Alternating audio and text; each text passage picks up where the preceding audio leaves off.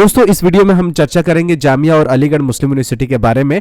Admission 2024 का update है और इस अपडेट में फॉर्म का अपडेट भी दूंगा। अभी तक के क्या अपडेट है पूरी जानकारी आपको आसान भाषा में मिलने वाली है। तो चैनल पर नए होंगे तो जरूर सब्सक्राइब कर लीजिएगा।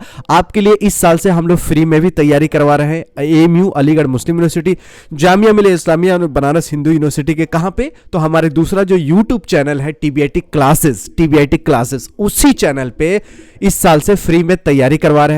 इंडो इस्लामिक कल्चर मिल जाएगा, GK मिल जाएगा, उस पर आपको फ्री में हिंदी उर्दू इंग्लिश के लेक्चर्स मिल जाएंगे, टाइम टेबल मिल जाएगा। इसके साथ साथ केमिस्ट्री के क्लासेस आएंगे, अच्छे टीचर्स है उस पर देखेंगे वीडियो, आपको बहुत सारे कंटेंट फ्री मिलने वाले हैं।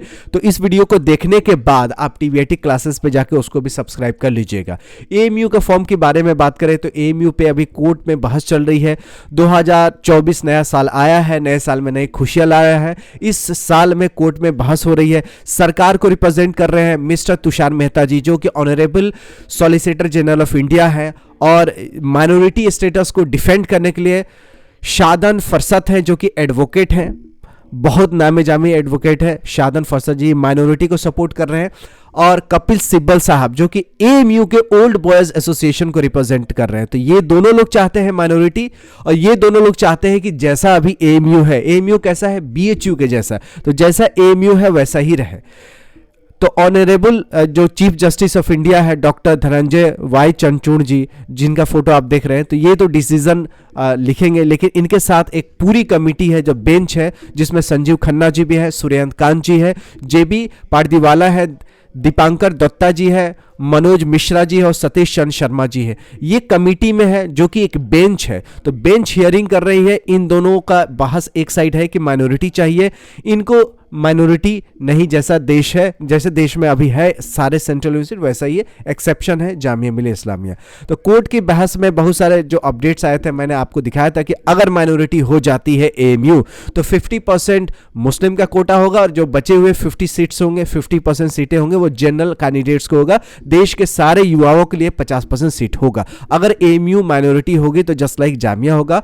परसेप्शन थोड़ा मोड़ा डगमगाएगा, लेकिन कहने का मतलब यह है कि AMU जैसा है, क्योंकि चीफ जस्टिस यही कह रहे हैं कि आप अलग थलग होना चाहते हैं माइनॉरिटी को दर्जा लेके, क्या फर्क पड़ रहा है। अभी AMU नेशनल इंपॉर्टेंस की इंस्टीट्यूट्स है, इंस्टीट्यूशन फॉर नेशनल इंपॉर्टेंस, यानी अभी भी AMU टॉप 10 यूनिवर्सिटी में आता है। तो आपको इसको माइनॉरिटी लेके आपको क्या फायदा होने वाला है।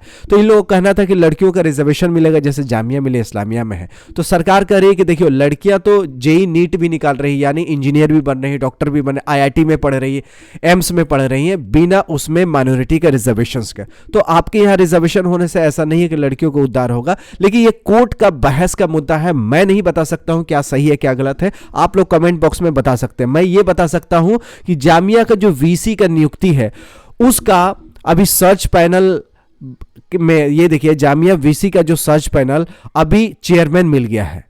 कौन चेयरमैन मिल गया है इसके बारे में आप देखेंगे तो यहां पाएंगे कि AMU का VC जो थे वही चेयरमैन के रूप में अभी काम करेंगे। उनका नाम है, क्या नाम है, यहां देखिए, ये बिल्कुल आपको नाम पहले से आप वाकिफ होंगे, प्रोफेसर तारिक मंसूर साहब, जो कि मेंबर है लेजिस्लेटिव काउंसिल का, जो कि उत्तर प्रदेश सरकार में MLC हैं।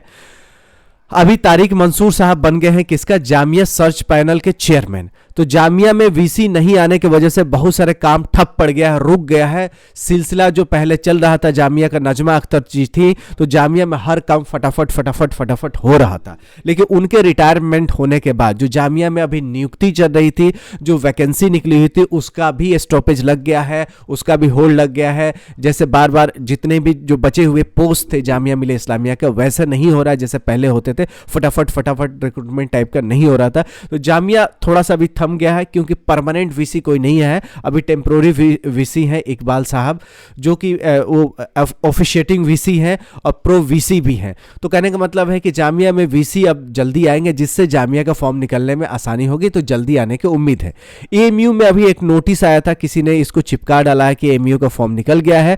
ये जो नोटिस आया था, notice for registration for student for class 10th and 12th examination, यानी जो 10वीं का बोर्ड एग्जाम इस बार देंगे, जो 12वीं का बोर्ड का एग्जाम देंगे, कौन, जो AMU के स्कूल में पढ़ रहे हैं उनके लिए ये फॉर्म था। तो ये कोई फॉर्म आया नहीं है, किसी ने फेक फर्जी वीडियो बना दिया है तो फॉर्म आएगा। जैसे मैंने बताया कि एएमयू में अभी बहस चल रही है माइनॉरिटी का, इसके वजह से थोड़ा डिले हो सकता है। ये मेरा मानना है कि एएमयू में अभी माइनॉरिटी एएमयू होगा या नहीं होगा, जब ये पूरा क्लियर हो जाएगा तभी प्रोस्पेक्टस छापने में एएमयू को आसानी होगी। तो एएमयू में अभी कोर्ट का बहस चल रहा है, इस वजह से थोड़ी डिले हो सकती है। लेकिन जामिया में जो डिले हो रहा था अब डिले बंद हो जाएगी, क्योंकि जामिया के जो वीसी का सर्च पैनल है उसका चेयरमैन चुन लिया गया है, तारिक मंसूर साहब, जो कि एएमयू के पहले वाइस चांसलर थे।